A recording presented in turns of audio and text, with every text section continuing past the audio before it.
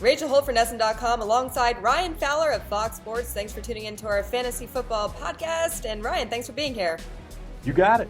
Moving forward, is there a quarterback like that? A guy, maybe Ryan Fitzpatrick, who has some favorable matchups moving forward that we wouldn't necessarily want carrying our favorite team in the NFL, but we might look at? I mean, Marcus Mariota, his schedule's not overly favorable, but I would definitely take a look at it. I think Alex Smith has a pretty favorable schedule. And, they're passing a little bit more, working Tyreek Hill into the equation. Now it depends on what happens when Jeremy Maclin returns.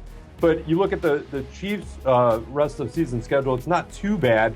There's a lot of consideration going into Week 13 where Colin Kaepernick could start over a bunch of quarterbacks, and on any other given season, you would have no double thought of saying, oh, I'm going to start Ben Roethlisberger, I'm going to start Phillip Rivers, I'm going to start Blake Bortles. But Colin Kaepernick, when he goes out there and averages better than 30 fantasy points per game over the last month, you have to take a step back and say, he's got the Bears this week. This is another game where he could score 25-plus fantasy points, and he's out on a lot of waiver wires still. I know he's had this hot streak, but for one reason or another, Colin Kaepernick's still available in a bunch of leagues.